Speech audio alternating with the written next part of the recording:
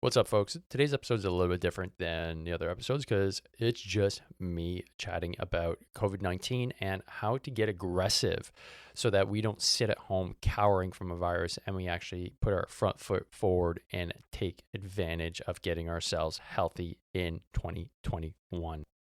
So now the trick is, how do you get yourself healthy moving forward so that the threat of COVID-19 is not nearly as scary? Well, it's pretty straightforward. You need to put a plan into action. And that plan starts with solid fitness, solid nutrition, and solid sleep programming.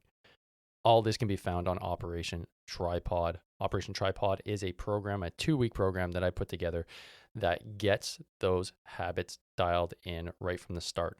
So if this is something that you know you need to fix, you need to lose weight, you need to get healthy, you need to get more energy, you need to get things dialed in so that you can move forward this year, head to the link that's in the show notes right now and make sure you get on before this Thursday. This podcast is dropping on Wednesday.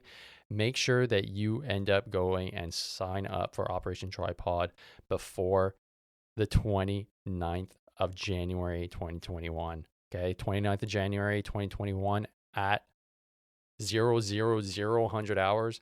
This offer gets closed out and you'll have to wait till the next time we run this program. So don't miss out. Head to the show notes. Make sure to click the link and I'll see you on the operation. Welcome to the Hard to Kill podcast, the go-to podcast for military, LEO, and EMS professionals, sharing ideas and experiences from around the world to make you hard to kill. Here's your host, Dave Morrow. Normally I do this stream only in the Hard to Kill group, but I felt that, you know what I'm going to go over today with related to COVID-19, I really think should be broadcast to a wider audience. So members of my Hard to Kill community, thanks for tuning in. Those that aren't in the Hard to Kill community, by all means, head over to Hard to Kill training programs. Give it a look, give it a little spin. It is a group designed for war fighters and members of the military community, and it's geared towards getting everybody healthy, fit, and starting out mindset. So that's kind of what we're going to go over today. But I can't pretend that I'm just going to be able to do a normal training based on just all the events that happened yesterday. And I'm a bit rattled, I'll be honest. The stuff that happened in the US. So to give you a little bit of context, me growing up, Canadian kid, man, I grew up idolizing, the American idea, Hulk Hogan, G.I. Joe. I literally joined the army because I was in love with G.I. Joe. Like these emblems of the States was just so important in my upbringing. And I had the honor of, fighting with the Americans when I was on tour. And they're my brothers. And to see, I don't even know how to describe it right now, the events that unfolded yesterday at, essentially the citadel, like, President Biden said, of democracy. It was hard to watch. I'm a military guy, right? And I'm seeing people scaling and occupying the halls of government. If that was any other country, I don't know, like that's an insurgency to me. So to all my American brothers and sisters out there, like, the nation's going through some hard times. I get it. I'm rattled, and I don't know where it's going to go, to be honest, obviously, and I can't have really any effect. But to all my American brothers and sisters out there, your country's clearly going through some hard times, and like from this one Canadian's perspective, I just hope it turns out well. And I think the reason why it rattled me is just it's been such a stable rock in my life for so long. America has done so much for the entire planet to raise it up over the last 100 years or so. It's been astronomical what they've been able to do as a country. So I have no doubt that they're going to be able to overcome their political issues right now. But that's just my kind of thought process on that front. It's just a bit of a shock to the system. And then on top of that, our government here in Quebec, they started a whole new series of lockdowns that included curfew. So um, for me, I don't know if it's the fact that I have a naturally, I guess, ingrained rebellious side because of my Irish genes. Don't know if that's the case, but for whatever reason, the lockdowns and everything before, okay, I kind of was able to suck that up, but for whatever reason this time, something's not jiving with me right now with the whole idea of curfew. Um, and I'm still trying to digest it and figure out, what it is that's really bothering me. But the words that kind of Jordan Peterson bounce around my head that, when something's wrong, when something like definitely troubles you, you have to get out there and kind of express that to the best of your abilities, because if not, it just starts to eat you up inside. And so this is a kind of platform that I have to kind of, try and put things together as best as possible. And, there's a lot of you guys are a lot smarter than I am. I'd love to hear, the justification behind, a curfew, because for me, curfews is no shit. Like this is like the army's getting called out. You can't get outside your house. My parents lived through it here in Quebec during the October crisis when the military was called in to quell an insurgency. Are we at that point? I don't know. I don't think so. But I'm curious as to know, and maybe somebody can answer this for me. Is there a law being enacted? I'm a law-abiding citizen, but I want to hear things from our government saying like we're enacting X policy based off this criteria, and this is the reason why. And I'm not getting that, and hence the reason why I'm off balance today. So thanks for listening to my my little concerns. The segue into this is the fact that with respects to the lockdown and the new set of curfews that are here in the province of Quebec, it brings up the whole issue of COVID-19. So what I want to go over today is really what are some things that you can do to start taking control, because I like listening to Jocko Willink, and if you've ever listened to any of Jocko Willink stuff, he talks about getting aggressive. And I like that philosophy because it's a patrolling philosophy. It's ingrained in us as members of the infantry that in order to ensure morale and to put the fight to the enemy, you need to be aggressive. You need to get on your front foot and you need to patrol. And case in point, Afghanistan, every day we're out patrolling. Yeah, we could have stayed behind a Hesco bastions, but what would that have done? We would have continued to get rocketed, if not more, because the enemy would have realized that we are no longer aggressive. And the psychology behind hunkering down is what we're in right now. A hunker down and suck it up mentality is like, oh, I can't wait for this to be over, will inevitably lead to what we're seeing right now, which is mental health issues. And the long-term issues, I don't know what they're going to be, but if I can have one little kind of sliver of hope, is that the more we get a grip of our own health and the more that we take control, the better this whole thing could be. And unfortunately, this hasn't been the message since day one. And we didn't think it was going to take a year to kind of get over this, but it has. And that's the reality. So hence the reason why I'm putting this out today, because I wanted to make sure that there was some information that I know, that I read, getting out to a wider population. So how do you take control? There's three things. And these are the three things I'm going to go over today. So this is part one of a 2-part training. And the goal here is to really hammer out the three main points that we can take control over right now. And they're not hard. Okay. And from there, our next training is going to be, how to actually implement them. So if you guys are tuning in right now, just drop me a, yo, Dave, what's up? Drop me anything in the comments right now. I'd really appreciate it.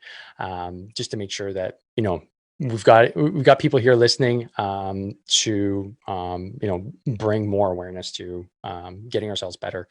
And the idea here is, on a grander scale, is to, make the military culture just a little bit healthier. And if it can help the population as a whole, even better. So the first thing that we can do is lose body fat. body fat is one of the main predictors of mortality when it comes to COVID-19 after age. So the main comorbidity for COVID-19, so what you can basically identify as the things that are going to increase your chances of death, age is number one. You can't fix that. You're going to continually age. So I'm going to leave that off to the side. The things that we can fix right now are obesity. So if you are fat, that means your BMI, so that's your body mass index, okay, is 30 kilograms per meter square plus. That is the definition of obesity. Between 25 and 30 is overweight.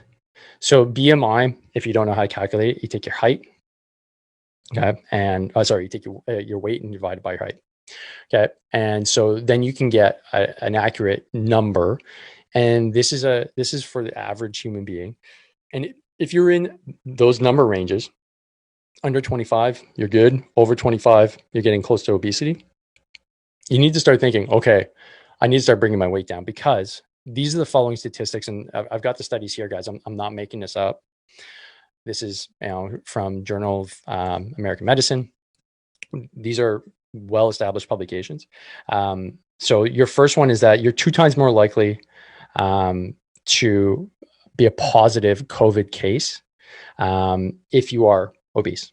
So basically, getting the virus and is you're 2 times more likely if you are obese.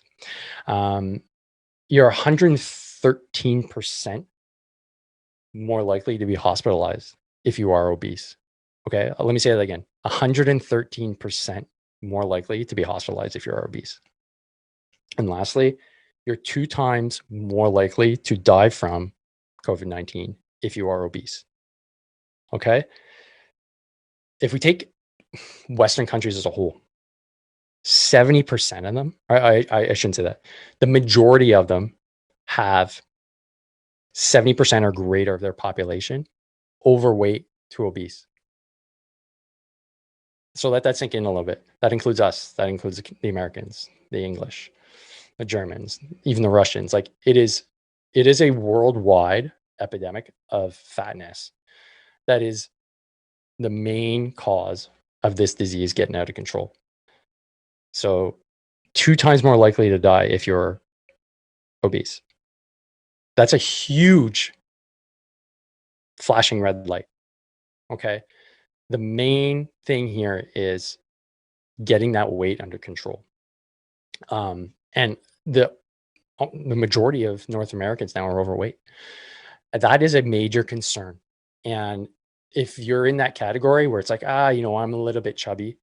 Okay, well, calculate your BMI, figure out that number, and then determine, hey, am I in the obese category? 40 and above with respects to BMI is morbidly obese. Okay, that's extreme obesity. And if that's the case, you need to start taking action. Okay, we're talking about wearing face masks and we're talking about washing your hands and social distancing.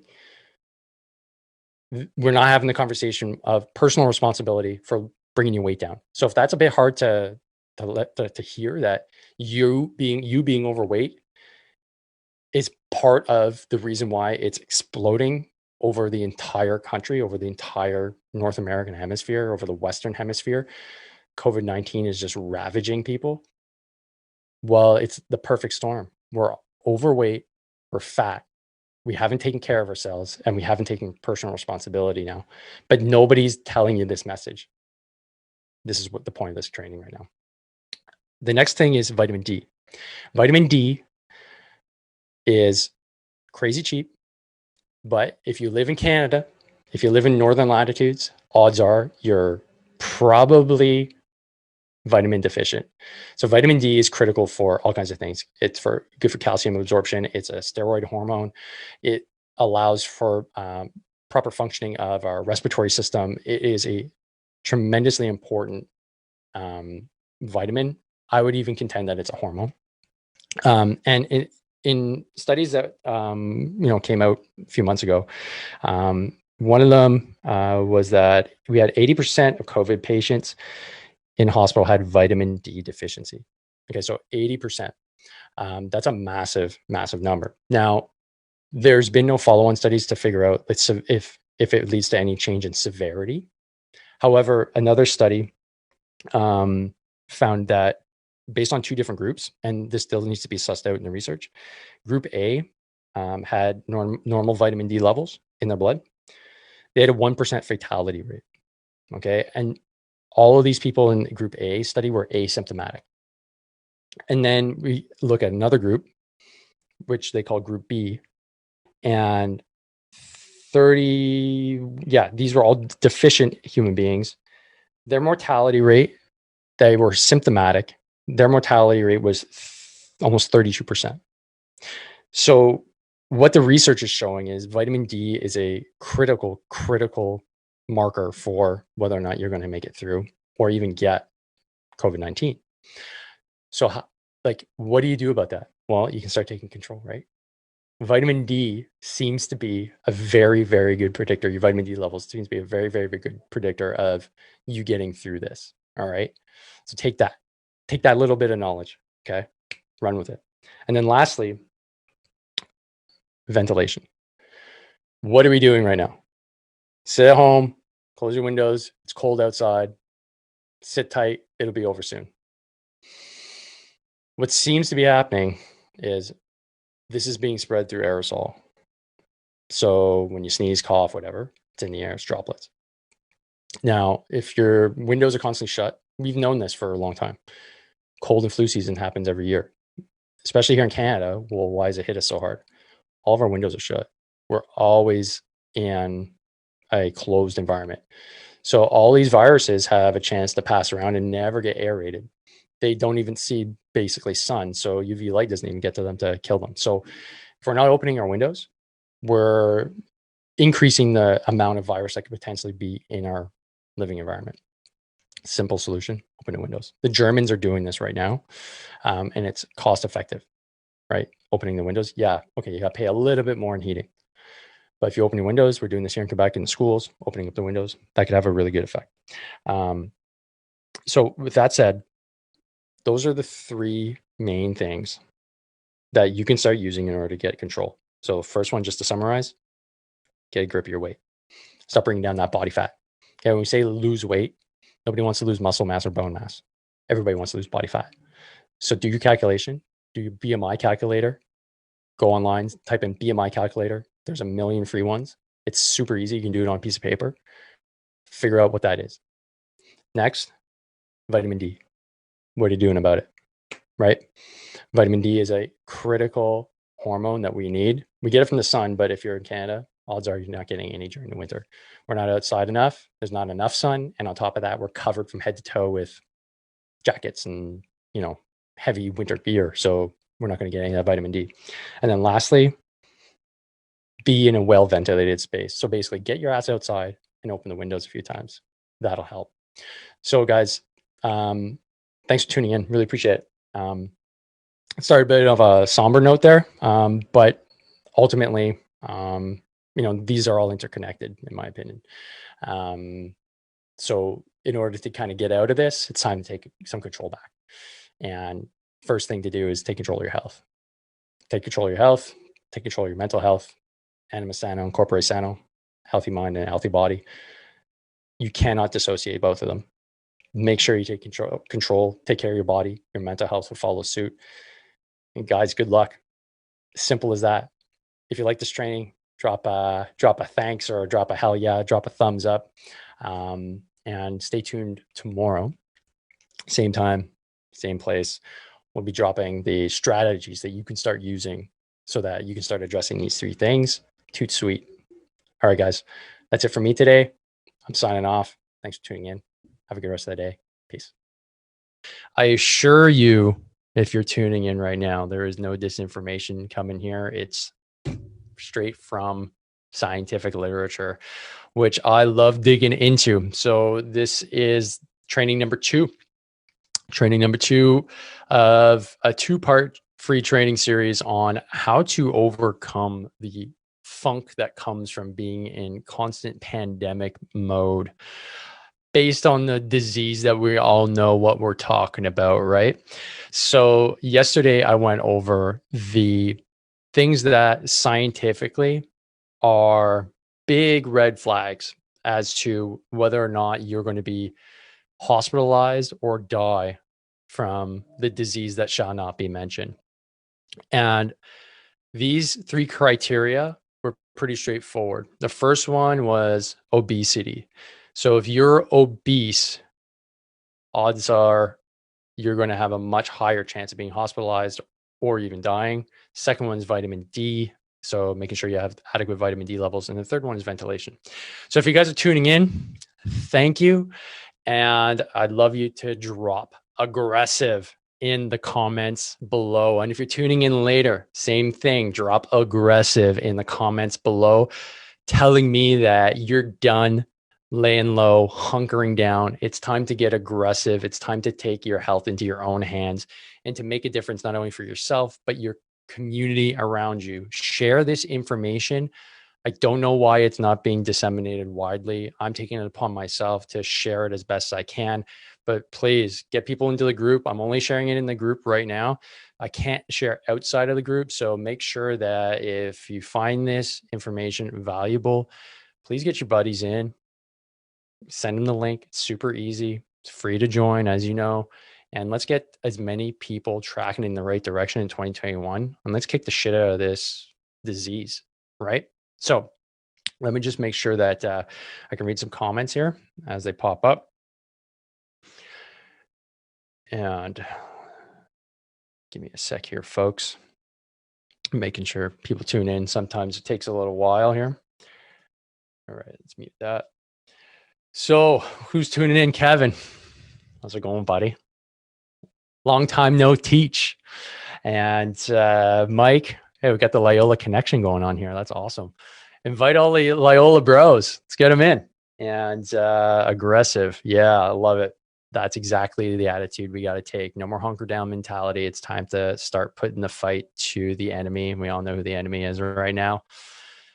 It's the disease. So I want to take about 10 minutes of your time. I'm going to go over the protocols that you can start instituting right now based on the three main issues that I just went over, which is obesity, vitamin D deficiency, and lastly, proper ventilation in your home. So the first one that we're going to address is obesity. And like we went over yesterday, obesity is defined by your BMI. And in the studies that we're referencing here, namely the one by the Journal of American Medical Association, the BMI standard for obesity is 30 plus. So you can do that calculation really straightforward. It's basically take your weight and divide it by your height, do it in metric. And then you can get an accurate BMI. You can just, honestly, if you suck at math, some of you guys I think are tuning in, Micah, that taught you in math. If you're still having a bit of trouble putting those fractions together, no worries. Go online, man. Just type it in, BMI calculator, and it'll do it for you. And then you'll know your starting point, because those individuals that are obese or morbidly obese, so that's 30 to 40 plus BMI, are at a much higher risk of not only having a severe case of COVID-19, but dying from COVID-19. And additionally, the hospitalizations go up massively. So in my opinion, that is the first thing that we need to take care of. And obviously, the follow-on effects of losing body fat are numerous. Losing body fat contributes to better overall health. You have less body fat, and especially for guys, less body fat means more energy, means more testosterone. Body fat for guys and women too, but more importantly, guys, the more body fat you put on, the fatter you're going to get, and the more like a bitch you're going to feel. The reason for that is body fat's its own tissue, and it starts sucking up testosterone. It sucks up testosterone and literally converts it to estrogen and makes you more tired, more fat, more brain fog, and the cycle continues. So start dropping that body fat, and let's go into how you can do it without doing any crash diets or going to a gym or, starting a wild CrossFit routine. Let's go into what is effective and what has the best results from my clients. So the first thing is immediately just wipe out all sugar from your diet. You keep on eating anything else that you want. So the main sources of sugar are usually flavored drinks, so sodas and juices. And then the other one, it's kind of insidious. It's found in a lot of packaged foods. So if you like your, packaged foods and you like your soda pop, get rid of that right away. You will see an immediate change within a week, guaranteed.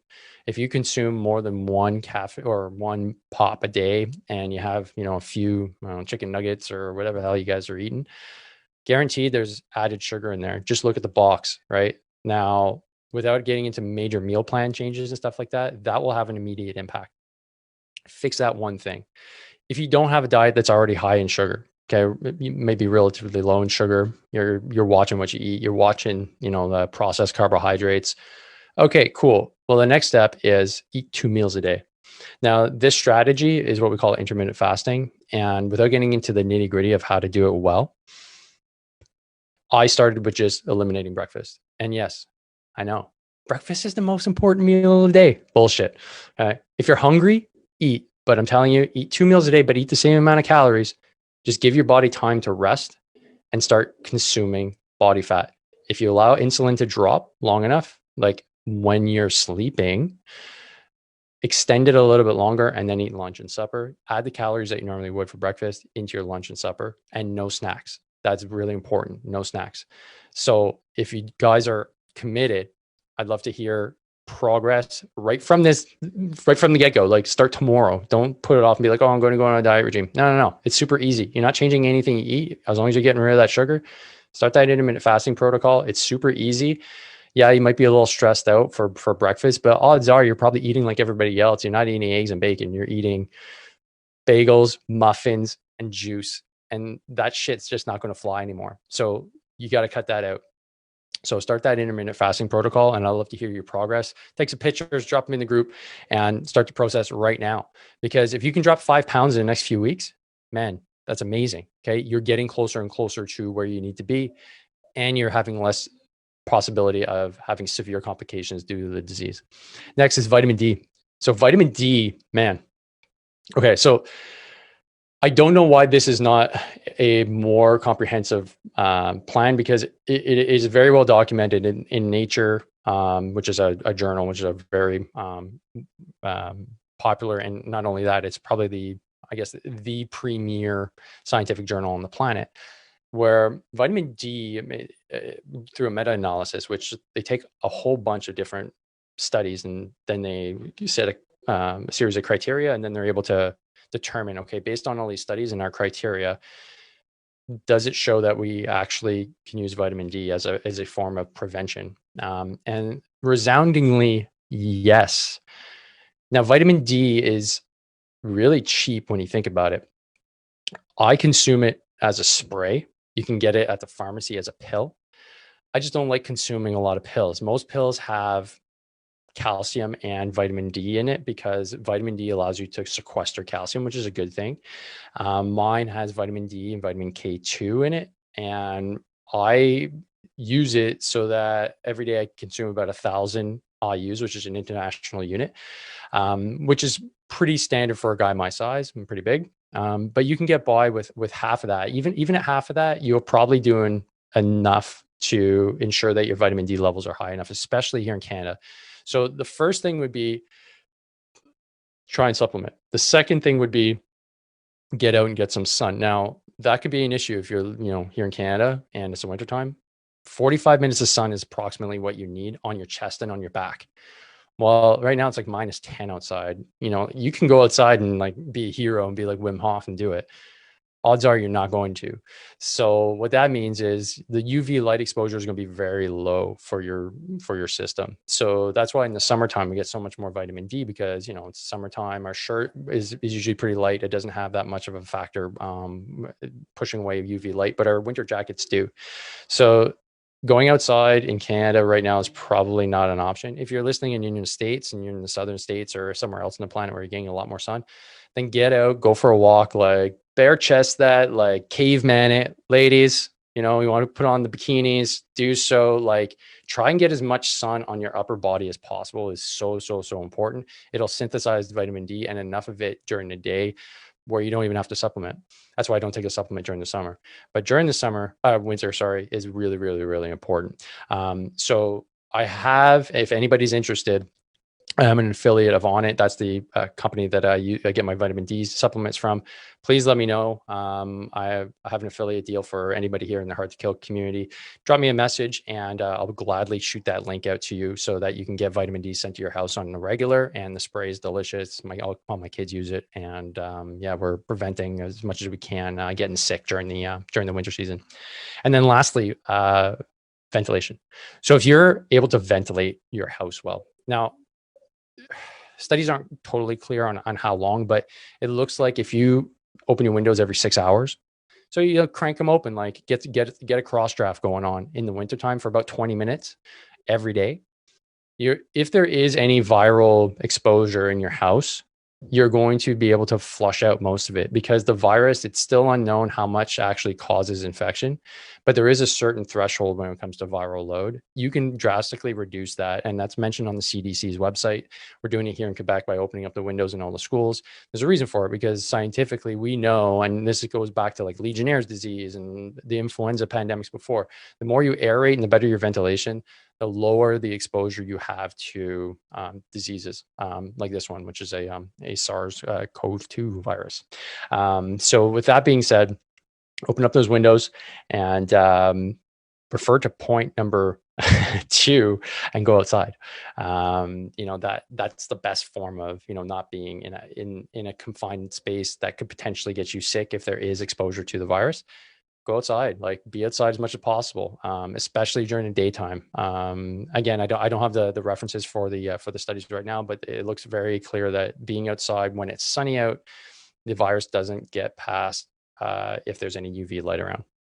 So, but I need to confirm that. Don't take that to the bank, like Dave said. So with that being said, guys, those are the 3 strategies you need to do. So again, guys, if you're getting aggressive with this, drop me an aggressive in the comments. Be like, hell yeah, I'm getting aggressive with this. I'm taking these to the bank. So the first one is got to start losing body weight and body fat. The most effective means to do that right now without changing a whole bunch in your lifestyle is reduce all processed sugars. And then lastly is start an intermittent fast, which means basically drop 1 meal a day. So you can drop lunch, or you can drop supper, or you could drop breakfast, and then just make sure you get the same amount of calories in the day as usual and no snacks. Simple as that. Guarantee you're going to start losing weight. Next, vitamin D. Vitamin D, the supplementation is the best option for anybody here in the northern latitudes in Canada, because we're just not going to be able to get enough sun to bump up your vitamin D levels to the sufficient levels. So in order to do that, you need to supplement. So if you're going to go to the drugstore later, pick up your pills. And like I said, if you're interested in a link to a affiliate deal that I have with onit.com, please let me know. And I'll point you in the right direction to get the one that I use and my family uses. And then lastly, ventilation.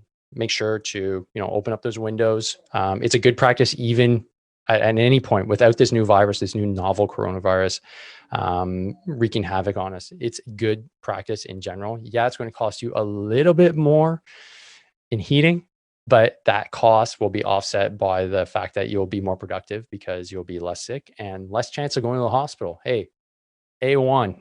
Okay, I think that's a pretty good deal. So if you want to know more, so this is just a tip of the iceberg. If you want to know more about how to lose weight, how to improve hormonal function, how to get fitter, how to start kicking ass and taking names, even though the gyms aren't open and we're stuck at home, drop me a more in the comments. Drop me a Dave, I want to know more. Dave, I gotta know more. This is what I do, guys. This is my passion. And the whole point is to make this community 1% better every day. So let's hit the comments. I think we got a few here. We got a lot more tuning in. Hey, guess what? I didn't mention the disease that will have no name. And guess what? Now, it could be a coincidence. Could be a coincidence. Who knows? But thanks for tuning in, guys. Kelsey, good to see you back here. Kevin, thanks, buddy. Appreciate the support. Gabrielle, yeah, man, what's going on, bro? I haven't talked to you in a little while. And Mike, always a pleasure. Yeah, great results from intermittent fasting. And it is pretty easy. That's really cool. Yeah, absolutely right, man. It's it's the death knell for the diet industry, I think, because anybody can do it anytime they want. They don't need to do anything. They don't need to buy any special food. They just shut your mouth and don't eat. More. Yeah. Mike. All right. Kevin. Yeah. More. All right, guys. I love it. So guys, it's Friday. Time to wrap things up, shutter the building, head back home, and make sure that we stay safe and stay healthy. If you guys are in the EMS or the healthcare community, we're here with you. I know it's not easy, but I was talking to my cousin who's a nurse, and yeah, it's not easy out there. Most of us don't see what's going on in the hospitals, but it's pretty bad. So keep that in mind. If you have anybody in your community, in your family that's a healthcare worker right now, or in emergency medical services, you name it, it's definitely hard on them. So reach out to them, see how they're doing, and give them a virtual high five, give them a call, let them know you're supporting them, and they need it. So guys, that's it for me today, and we'll tune in next week with more content, more stuff from Audrey. She's going to be checking in again with her awesome work with respects to injury and taking your questions. And don't forget, guys, keep on sharing. Let other people know what we're doing here in the group. I love seeing the growth, and train hard, fight easy. Have a good weekend, guys. Peace.